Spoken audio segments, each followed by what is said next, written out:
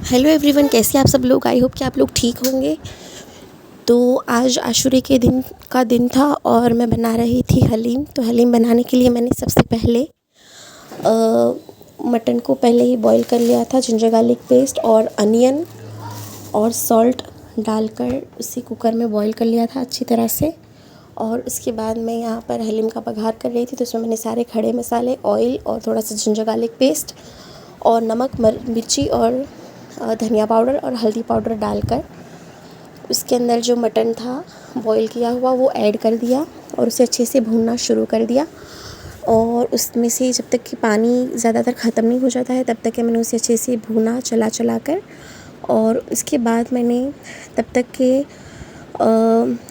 मैंने रात को ही जो छड़े हुए गेहूँ होते हैं वो मैंने अच्छे से धोकर भिगोकर रख दिए थे। तो वो मैंने 250 ग्राम लिए थे। और उसके अलावा मैंने 2 कप तुअर की दाल और 2-2 मुट्ठी भर के अड़द की दाल और चने की दाल और 2 मुट्ठी भर के मैंने लिया था मूंग की दाल और 2 मुट्ठी भर के मैंने मसूर की दाल लिया था। और इस सारी ही दालों को मैंने मिक्स करके वॉश करके सारी ही चीज़ों को एक साथ ही बड़े कुकर में बॉईल कर लिया था, जिसमें मैंने सिर्फ हल्दी और नमक डाला था। तो वो जब तक ये बॉईल हो रहा था तब तक मैंने सोचा कि मैं कस्टर्ड वाला मिल्क बना लेती हूँ। तो उसके लिए मैंने 5 लीटर मिल्क लिया था। उसके अंदर मैंने 10 चम्मच कॉर्नफ्लोर या फिर कस्टर्ड पाउडर डाल सकते हैं आप।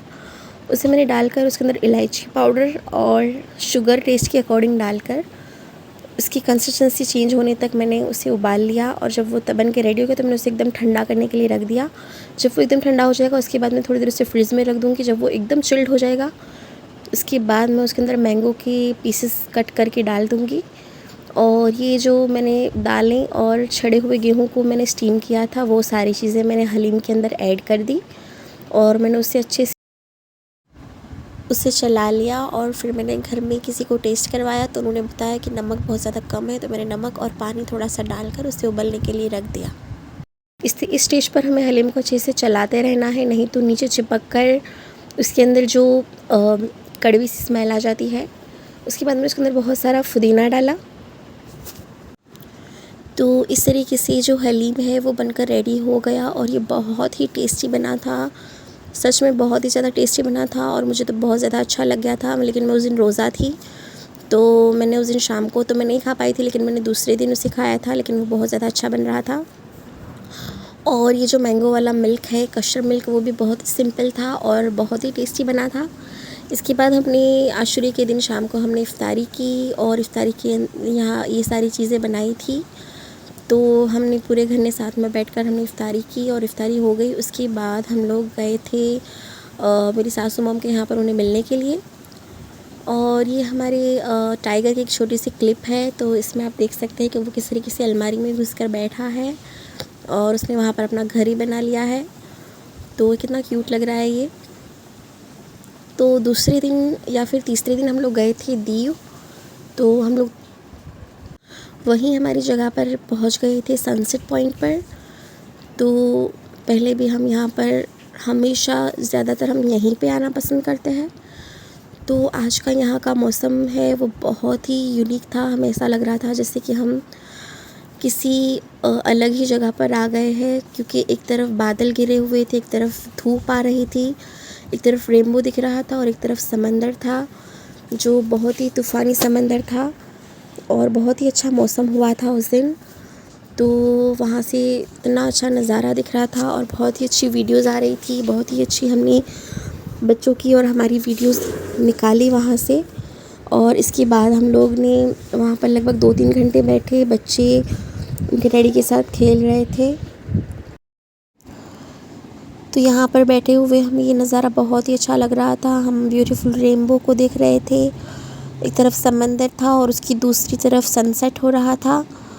तो बहुत ही अच्छा महसूस हो रहा था और बहुत ही रिफ़्रेशिंग लग रहा था। तो इस तरीके से बैठे बैठे वहाँ पर हमें अंधेरा होने लग गया।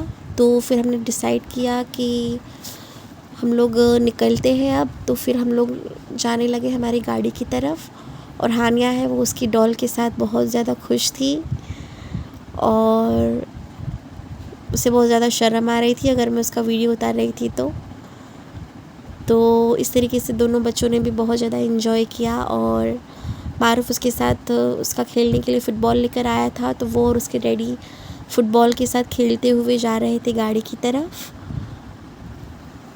तो मारूफ को भी उसके पापा है वो तरह तरह की गेम खेलना सिखा रहे हैं। तो मारूफ बहुत ही ज़्यादा एंजॉय करता है हमेशा उसके डैडी के साथ। तो इस तरीके से हम लोग फाइनली पहुंच गए हमारी गाड़ी की तरफ। और फिर बच्चे बोल रहे थे कि उन्हें कुछ फ़ास्ट फूड खाना है, तो हमने सोचा कि बच्चों को खिला ही देते हैं, क्योंकि बहुत दिनों के बाद हम लोग बाहर आए थे।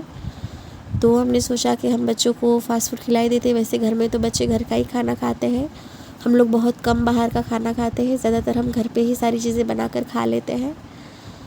तो आजकल वैसे भी बारिश का मौसम चल रहा है, तो आप लोगों को भी बाहर का खाना अवॉइड करना चाहिए, क्योंकि इस मौसम में बहुत ज़्यादा बीमारियां आती रहती हैं। और ख़ास करके बाहर का खाने से आजकल बहुत सब लोगों के पेट ख़राब हो रहे हैं, तो बेटर यही रहेगा। लेकिन हम लोग जहाँ पर खाना खाने जा रहे थे वो जो है वो मेरे हस्बैंड है उनके फ्रेंड है, और यहाँ बहुत ही हाइजीनिक खाना मिलता है, तो इस वजह से हम लोग उनके यहाँ खाना खाने के लिए चले गए थे। तो हम लोग वहाँ रेस्टोरेंट में गए तो बाहर बहुत तेज़ बारिश हो रही थी, और थोड़ी देर के बाद रेस्टोरेंट की जो लाइट्स है वो भी चली गई थी। तो सबसे पहले हमने बच्चों के लिए जो चीज़ फ्राइज़ मंगवाई थी वो आई थी। उसके बाद हमने मोमोज़ मंगवाए थे, तो पनीर मोमोज़ बहुत ही ज़्यादा टेस्टी थे। और उसके बाद हमने लास्ट में पिज़्ज़ा मंगवाया था, पनीर तंदूरी पिज़्ज़ा, तो वो भी बहुत ही ज़्यादा अच्छा था। तो हमने पेट भर के सारी चीज़ें खाई और हम लोगों को बहुत ज़्यादा अच्छी लगी थी, सारी चीज़ें टेस्टी थी। उसके बाद हम लोग घर आ गए।